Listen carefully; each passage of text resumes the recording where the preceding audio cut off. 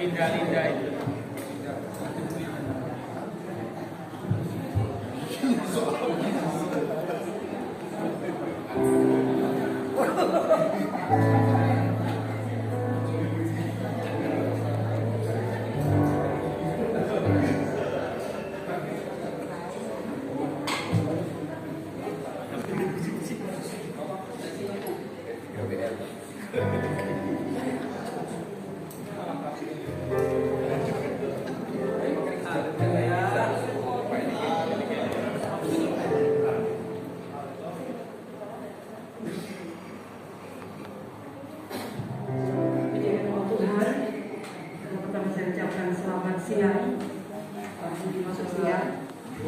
Selamat berhimpun dalam kasih Tuhan kita Yesus Kristus. Kita akan mulaikan acara ibadah pertemuan wilayah pada hari ini. Sebelumnya saya mohon maaf, belum terlambat berarti ya, tadi rencana berangkat dengan diantar adik naik mobil, tapi ternyata mobilnya mogok di Kalimantan. Jadi sementara sepeda motor sudah dibawa anak saya ke sekolah, jadi terpaksa cari pinjaman sepeda motor ya. Di tengah perjalanan Oma saya ngebut sedikit ya, terus panggil nama Yesus. Jadi akhirnya sempat mengurangi kecepatan ya. Tapi saya lihat aduh, kayaknya nggak nyampe kalau dengan kecepatan itu. Ya percayakan nama Tuhan, akhirnya Oma ya Oma mau diam. Berdoa dalam hati saja. Akhirnya puji Tuhan bisa tepat waktu ini semua sangat kemudahan Tuhan. Saya dan kita sama-sama bangkit berdiri. Haleluya.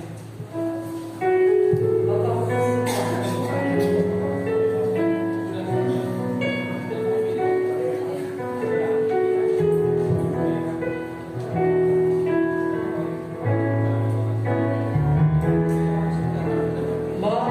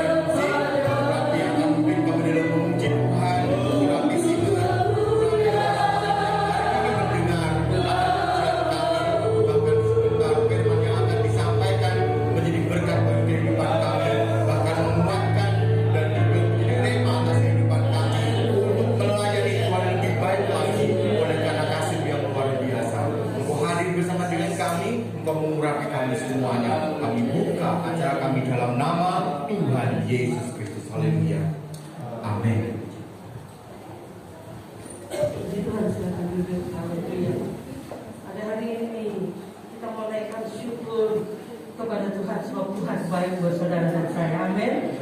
Semua kemarin sudah melakukan tugas pekerjaannya sebagai pelayan-pelayan Tuhan. Saat ini kita rehat bersama dengan Tuhan. Kita mau naikkan pujian syukur. Ku bersyukur padamu Yesusku. Kita tahu dulu ya.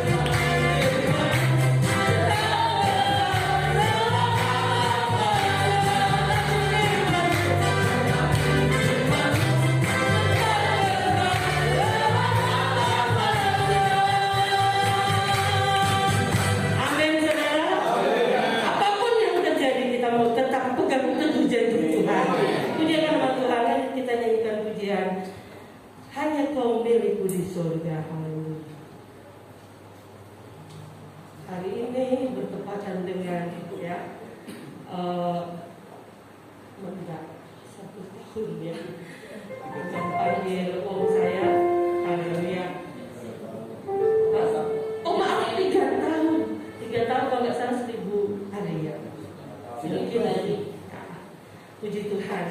Tapi tante beserta anak mantu cucu tetap setia di dalam melayani Tuhan. Puji Tuhan, ya. Katakan hanya kau milikku di surga, walaupun Obed sudah ada di surga, tetapi yang jadi sandaran tetap Yesus. Puji Tuhan.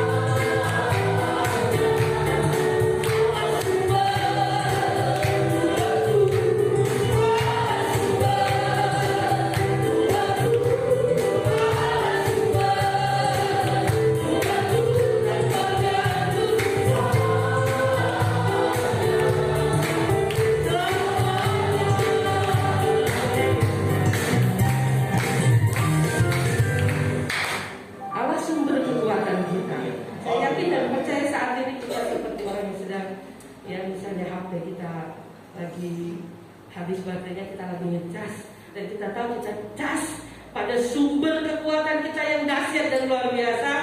Itu sebabnya saya ingin kita bangkit berdiri, ekspresikan bahwa benar-benar Allah yang kita sembah yang menjadi sumber kekuatan saudara dan saya.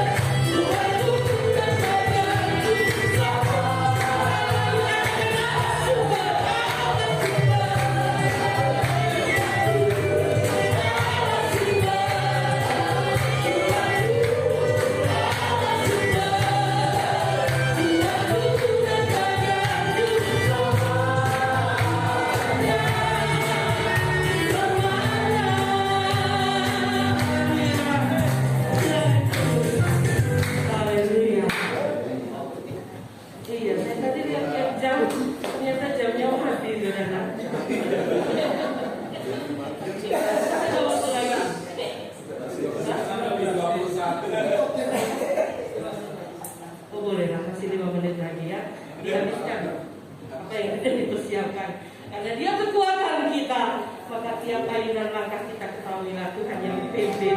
Saya juga dia. Tiap langkahku ku tahu diatur oleh Tuhan.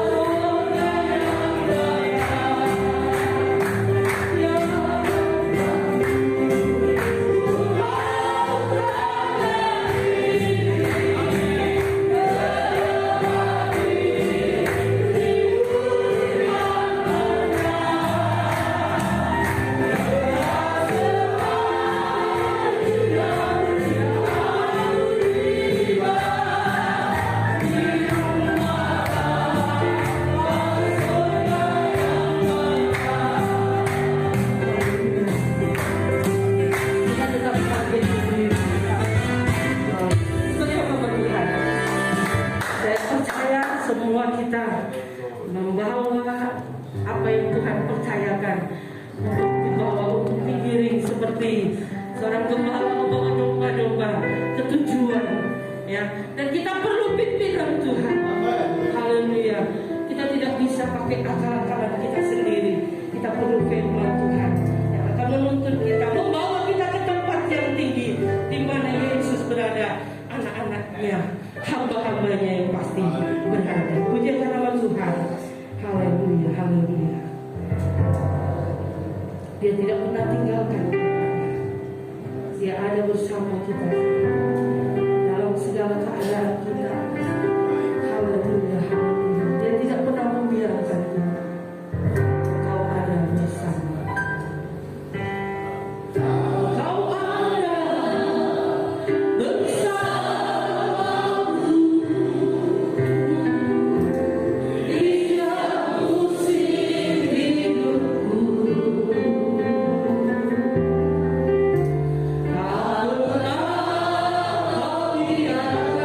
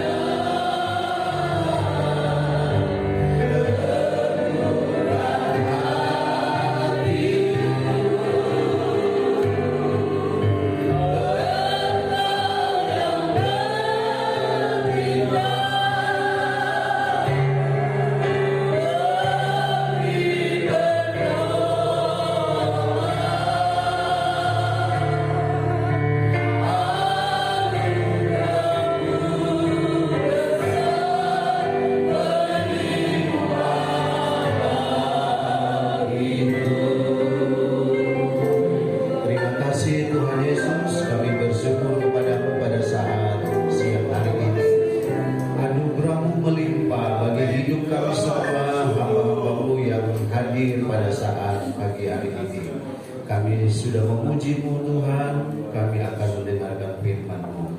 Dalam nama Tuhan Yesus Kristus kami berdoa. Haleluya. Amin.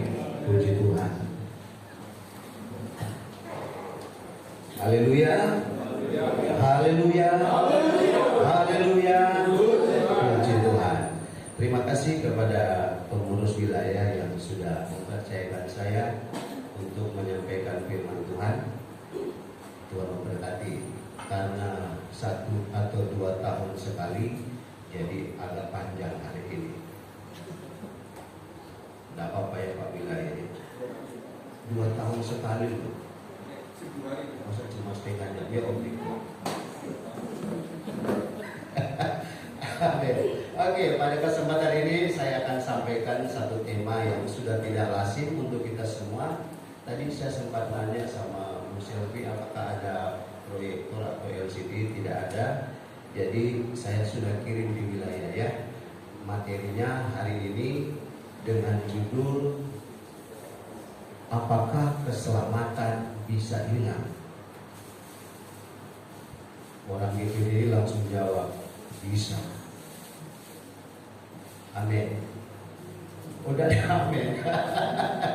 Sekali lagi, kalau pertanyaan ini apakah keselamatan bisa hilang? Umumnya orang GPD bilang bisa hilang. Yang percaya katakan amin. Cuma sedikit.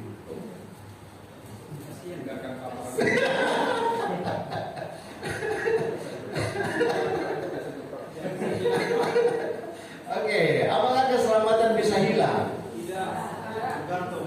Tidak bisa. Pak Molu tidak bisa. Tuh beda toh? Tergantung. Yang hilang kita Pak. Orang hilang. Keselamatan. Kitanya yang hilang. Keselamatan kekal Pak. Keselamatan Orang yang bisa. Orangnya yang bisa hilang. Oke, sepaham. Oke, kita baca satu ayat ya sebagaimana panduan yang sudah saya berikan kepada kita semua. Ada 2 paham yang berkembang sejak tahun 1500-an yang dibawa oleh Calvin maupun Jacobus Arminius. 2 pandangan ini berkembang sampai hari ini. Itu tidak bedanya dengan begini, Tritunggal sama Oneness. Hari ini sedang ramai berdua nih. Padahal sama-sama pengikut Kristus. Sama juga pandangan mengenai keselamatan. Ada yang bilang bisa hilang, ada yang bilang nggak bisa hilang. Untung aja. Tapi kalau kita lihat dari sejarah, nanti kita akan ada di situ. Sejarah mengatakan bahwa ketika kedua orang ini meninggal, maka pada tahun sekitar 1500-an itu para pendukung-pendukungnya, khususnya baik yang ada di Belanda, pendukungnya Calvinis itu menyiksa, menganiaya para pastor yang dari Armenia. Sampai segitu ya. Jadi yang satu menganggap, oh ini benar, yang ini bilang, oh ini nggak benar. Akhirnya bermusuhan. Kalau kita lihat di media sosial antara Tritunggal dan Oneness itu musuhnya minta ampun. Ada yang bilang, oh nggak betul Tritunggal. Tritunggal bilang, nggak betul kau.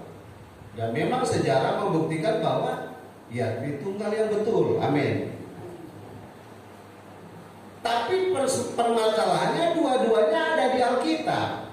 Nah kita melihat bahwa kedua paham ini sama-sama diambil dari Alkitab yang sama. Tinggal mungkin tadi pemahamannya yang beda. Yuk kita baca satu ayat yang menjadi dasar bagi Calvinisme. Kalau kita lihat dalam surat Roma pasalnya yang kita lihat surat Roma pasal yang ke-8, Roma pasal 8. Roma 8 ayat yang ke-29. Roma 8 ayat 29. Ayat 29, kita baca sama-sama ayat itu. 1, 2, 3. Mereka juga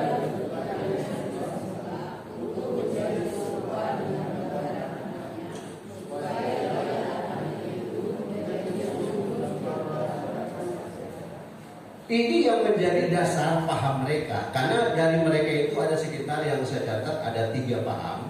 Sebenarnya masih ada lebih, tapi 3 di sini yang menjadi pandangan mereka. Yang pertama itu keselamatan itu terjadi hanya oleh iman, tetapi ketetapan dan kedaulatan Allah. Hanya iman tapi kedaulatan Allah. Yang kedua, Allah bertekun memelihara orang-orang kudus sehingga tidak ada yang hilang. Yang ketiga, keselamatan kekal seseorang ditentukan, ayat yang kita baca tadi, ditentukan sejak semula. Jadi udah dari dulu keselamatan itu sudah ditetapkan. Jadi kalau Tuhan yang tetapkan bisa hilang nggak? Nggak bisa tuh. Berarti keselamatan bisa hilang? Nanti kita lihat endingnya. Awalnya kita masih bisa diperdebatkan karena Yesus pun ngomong loh masalah keselamatan. Ya. Jadi pandangan Calvin ya seperti itu. Sudah ditentukan sejak sebelum kita lahir, masih ada di dalam kandungan, sejak semula kita itu sudah ditakdirkan untuk selamat. Keselamatan tidak bisa hilang. Kenapa? Karena ada kedaulatan Tuhan yang menjaga kita. Wah, hebat Tuhan. Oke, kita lihat pandangan mengenai Arminian ya. Tadi 3 pandangan dari Calvinis. Yang kedua kita lihat pandangan dari Arminius. Pandangan Arminius berkata begini. Arminius menolak doktrin predestinasi Calvinis yang menyatakan bahwa keselamatan kekal seseorang ditentukan sejak semula. Ditentang ini.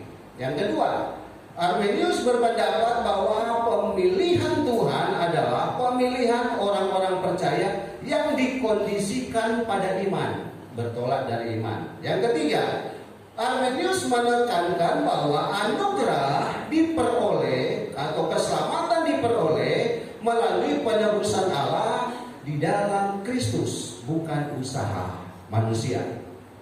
Ada yang bilang begini, keselamatan kekal diberikan kepada manusia, kepada orang yang percaya, sifatnya kekal. Kenapa? Karena Yesus sudah mati, bahkan dia berkata sudah selesai. Artinya kalau katanya ada orang yang tak percaya bahwa sekali diselamatkan, sekali memperoleh anugerah, terus tidak selamat, itu berarti karya Kristus belum selesai. Karena sudah selesai berarti selamat kabeh. Amin.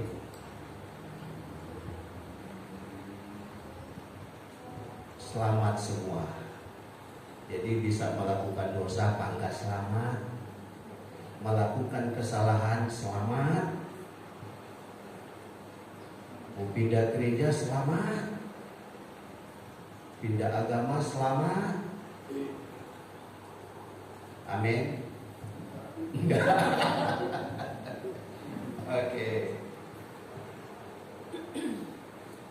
Oke, selanjutnya kita akan melihat beberapa ayat yang sangat terkenal. Yohanes pasal 3 ayat 16. Karena begitu besar kasih Allah akan dunia ini sehingga Ia mengaruniakan anaknya yang tunggal supaya setiap orang yang percaya kepadanya tidak binasa, melainkan beroleh hidup kekal. Waktu Tuhan Yesus ngomong ini serius gak? Bahwa semua yang percaya kepadaku tidak akan binasa. Berarti apa? Selamat. Berarti sekali selamat tetap.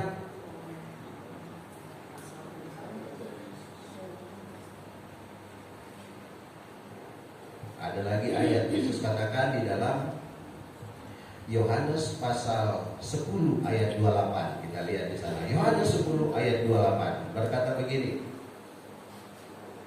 Yohanes 10 ayat 28, dan aku memberikan hidup kekal kepada mereka, dan mereka pasti. Kalau pasti bisa selamat atau tidak? Bisa selamat. Berarti keselamatan sekali selamat tetap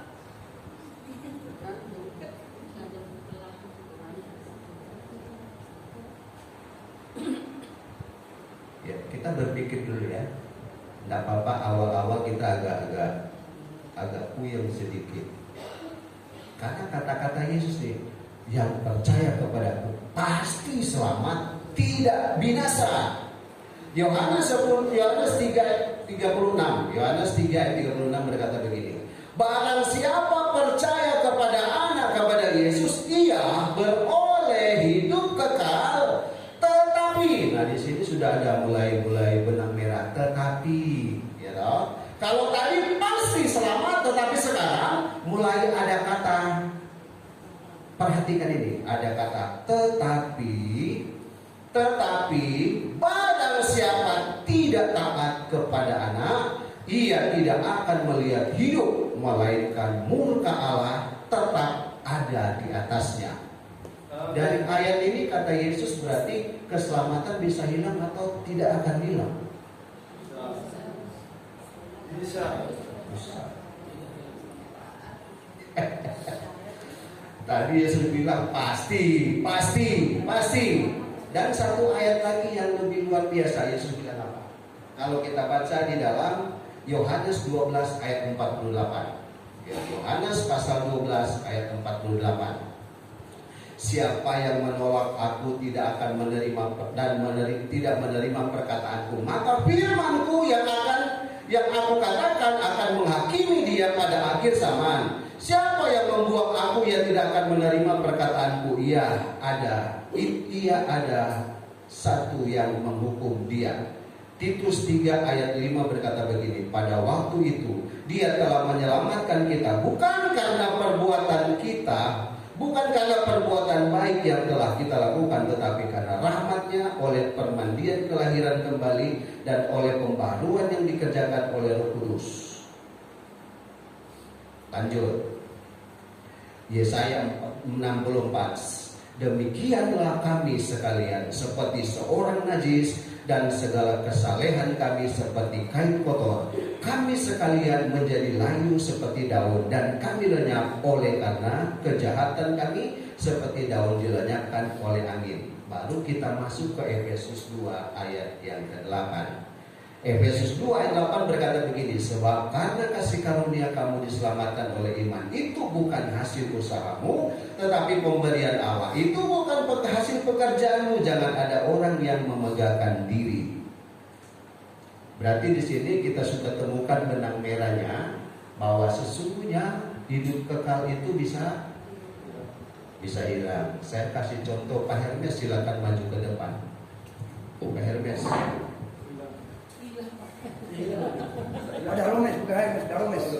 Pak Daromes. Hidup kekal diberikan oleh Yesus kepada Pak Hermes. Pak Daromes diberikan. Selamat. Ya. Kembali bawa sekalian taruh di situ. Sudah diberikan kepada Pak Daromes hidup yang kekal. Haleluya. Hidup kekal telah diberikan, tetapi kan persoalannya apa yang dimaksud dengan hidup kekal? Apakah Pak Hermesnya sebagai pribadi yang diberikan, Pak Daromes, atau tuh baru namanya diprotes? Hidup yang kekal itu diberikan kepada manusia, seperti Pak Molo sampaikan, sifatnya kekal, Pak, betul. Hidup yang kekal sifatnya kekal, betul. Tapi Pak Daromesnya yang nggak kekal. Contoh. Celaka itu. Contoh, Pak. Kematian Yesus di kayu salib terjadi hanya satu kali, nggak akan ada dua kali. Kenapa? Sifatnya kekal, anugerahnya yang kekal. Itulah yang kekal.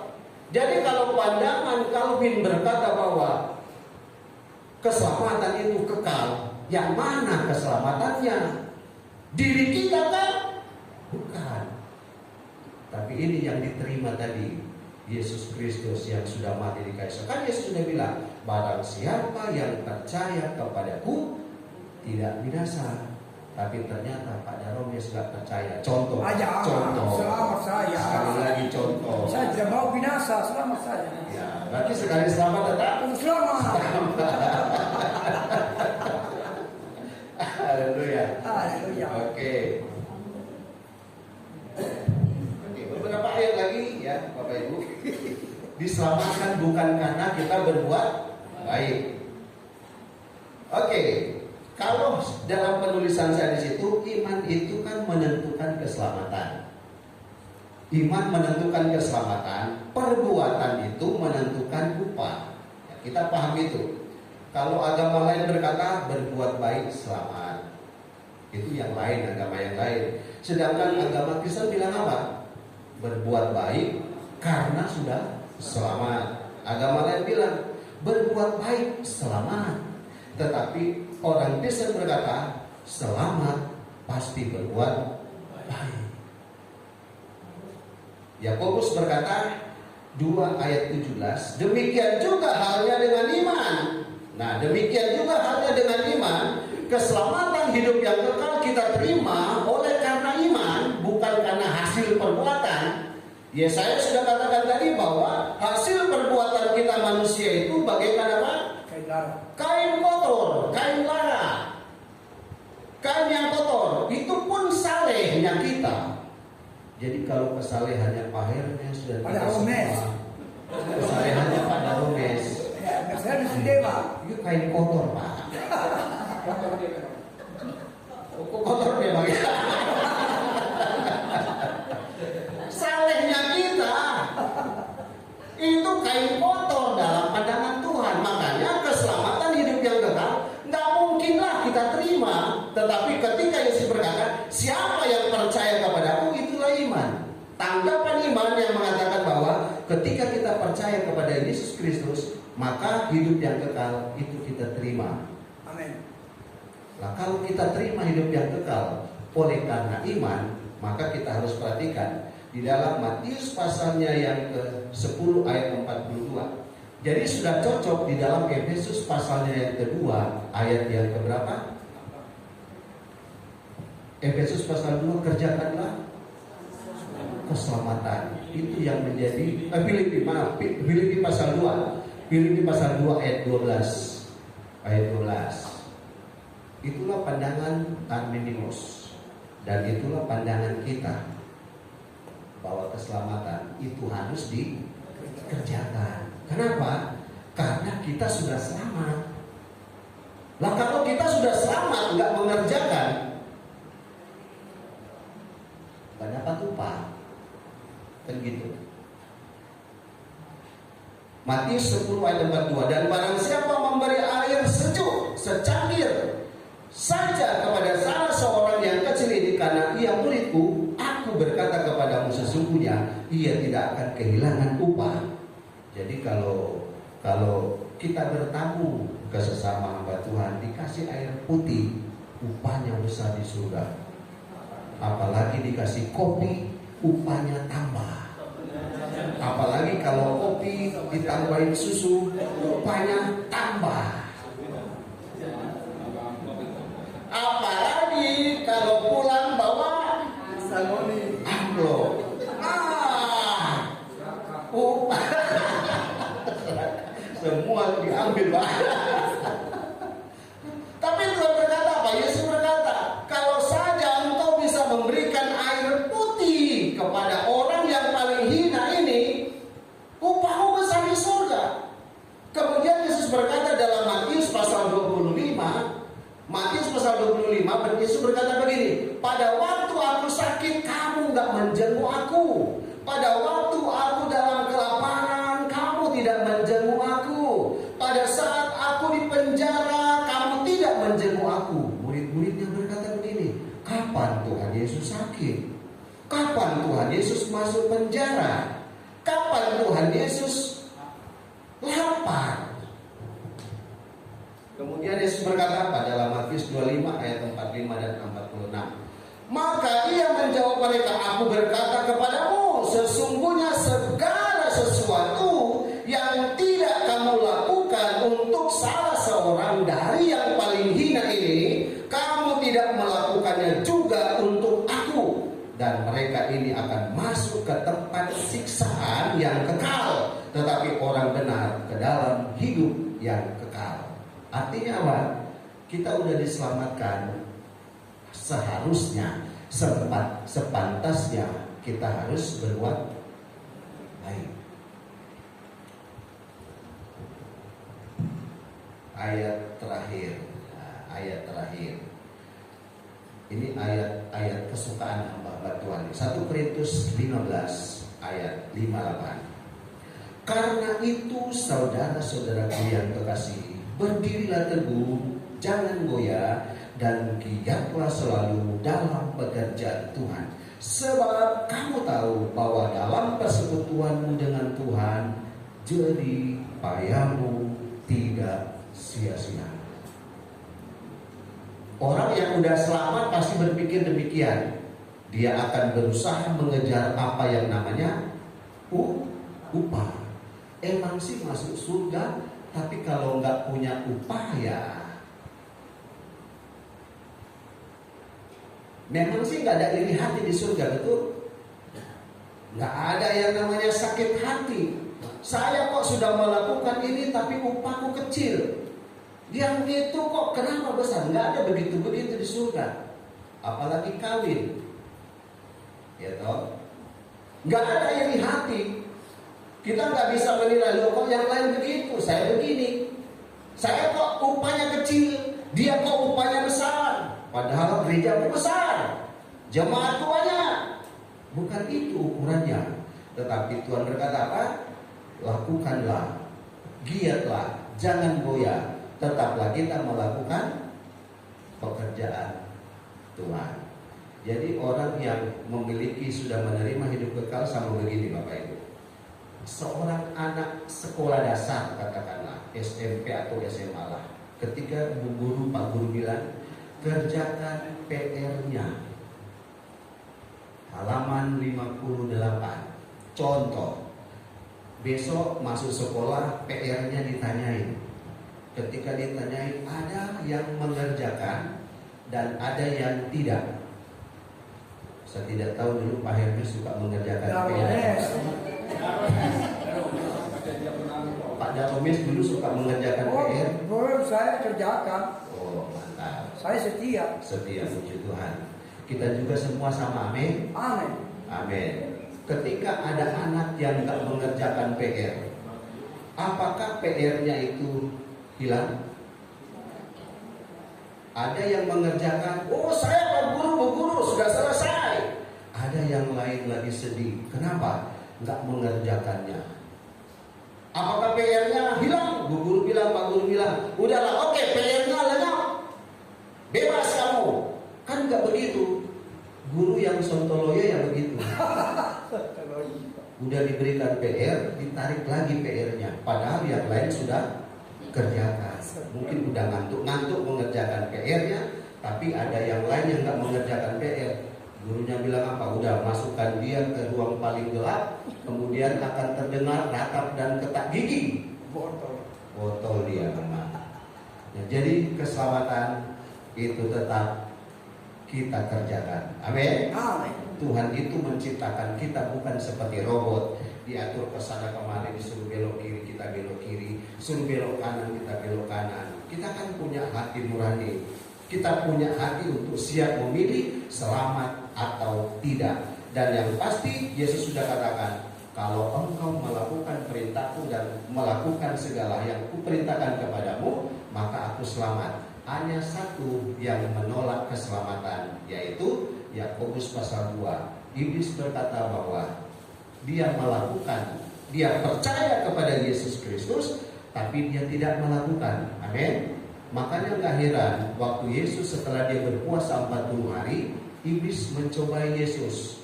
Yesus, kalau engkau mau sujud menyembah kepadaku, maka aku akan berikan semua harta kekayaan di muka bumi ini. Cuma iblis yang begitu. Jadi hanya iman yang modelnya seperti iblis yang menolak tentang Yesus. Percaya Yesus. Makanya kan siapa yang percaya memanggil sudah bernubuat, sudah menyembuhkan orang sakit. Yesus bilang apa? Hai engkau pembuat kejahatan. Teruslah kita untuk melayani Tuhan. Siapa dia? Amin. sampai Tuhan datang pada kalian kedua. Keselamatan menjadi bagian orang yang percaya, yang taat, yang setia sampai akhir zaman. Amin. Tuhan Yesus memberkati kita semua. Amin. Amin. Kita berdoa. Terima kasih Tuhan Yesus, kami bersyukur kepadamu. Biarlah firman-Mu pada saat ini boleh menguatkan, meneguhkan hati kami semua tetap percaya bahwa anugerah keselamatan diberikan kepada setiap orang yang percaya. Oleh darah penebusan-Mu Engkau sudah menebus kami. Oleh darah yang mahal Engkau sudah menyelamatkan kami. Itulah sebabnya ajari kami untuk senantiasa menghargai anugerah Tuhan, keselamatan, hidup kekal yang Tuhan sudah berikan kepada kami semua. Dan baik kepada kami sebagai hamba-hamba-Mu, kepada sidang jemaat yang kami layani, biarlah kami semua didapati sebagai hamba-hamba yang taat dan setia kepada-Mu. Terima kasih Bapa, kami bersyukur kepada-Mu. Haleluya. Amin. Puji Tuhan. Selanjutnya saya serahkan kepada pengurus. Terima kasih Pak Pendeta Supriyanus Bagi MPDK yang sudah menyampaikan firman Tuhan pada saat pagi hari. Kita akan memberikan persembahan kita dulu. Kita nyanyi pujian lagu Glory Glory Haleluya yang lagu lama. Glory Glory Haleluya.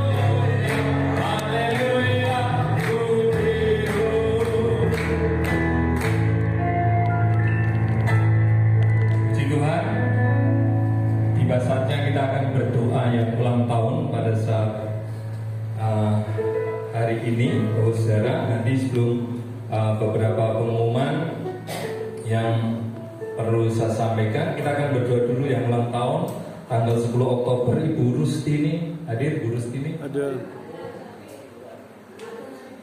Nah, Bu Rustini monggo masuk ya.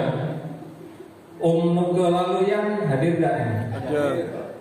Om Nuke, kalau yang hadir ya monggo. Tante Eva Rahmawati. Loh, ini tanggal 16 Oktober salah Tante? Oh bener toh Tante, masa lali ya, ada catatannya kok ya. 17 Oktober mau obet tapi sudah di surga saudara ya. Beliau meninggalnya Oktober atau nggak tahu ya? Lahirnya juga Oktober. Bener Oktober atau apa? Atau pas ini pas 1000 hari tadi Linda, saya nggak tahu hitungannya. Ya terus Ibu Esther Sri Rahayu 18 Oktober, 24 Oktober Ibu Linda Eulike Samuel, 25 Oktober ini juga sudah di surga Ibu Titik Suryanto. Sama ya anaknya 25 Oktober juga. Caroline Eunike itu Bu Nixon ya, tidak hadir ya, izin Pak Nixon ya hari ini tidak bisa hadir. 29 Oktober Bapak Pendeta Ngolu Sitangga, 30 Oktober Ibu Marta Saudale, dan hari ini saya bertepatan ulang tahun pernikahan yang ke-27. Pas hari ini saya minta didoakan juga sama istri saya ya. Memang pas tanggal 7 bulan 10 ya, pas pernikahan yang ke-27 tahun. Nanti saya minta bareng-bareng yang ulang tahun saja. Tidak monggo yang sudah sebut tadi langsung maju ke depan cepat. Ya, yang ulang tahun di bulan Oktober, monggo cepet-cepet. Ya, kita nyanyi lagu pujian. Terus nanti saya serahkan Bapak Pendeta Timotius mau. Saya tidak jelaskan. Oh ya, Tante Meli yang mewakili yang ulang tahun. Sekaligus kita doakan ke Tante Meli untuk kesehatan pelayanan di tempat ini. Bapak Saudara, nah, kita nyanyi lagu ini ya. Kekuatan di hidupku ya, kekuatan di hidupku dapat. Sambil juga istri saya untuk kita didoakan. Oh, satu bagian boleh masuk. Ini sebagian aja. Pak sehat. Lois.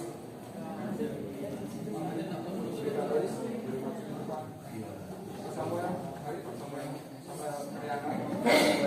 Samuel, Pak Samuel, Om Jansen, monggo kita lempar tangan cukup dah. Pak bicara juga monggo di depan. Pak Edi bisa, Pak Edi, mari. Cukup ya. Mari kita bersama-sama buat kekasih-kekasih kita yang ulang tahun dari ulang tahun pernikahan dan juga ulang tahun yang dilewatinya setahun demi setahun ya. Kita akan berdoa kepada Tuhan, memohonkan belas kasihan Tuhan. Terima kasih Tuhan, pada siang hari Kau memberitakan kasih setiamu kepada kami. Kami rindu bahwa dalam setiap hari kami menyanyikan pujian kepada Engkau. Rasa syukur kami kepada Engkau yang sudah memelihara kami melewati hari, bulan, tahun demi tahun. Hanya oleh karena kekuatan-Mu. Terima kasih Tuhan. Engkau mampukan kami untuk melewati hari kami itu. Dan kiranya Engkau sendiri, tangan-Mu sendiri yang berjalan di depan kami, membuka jalan-jalan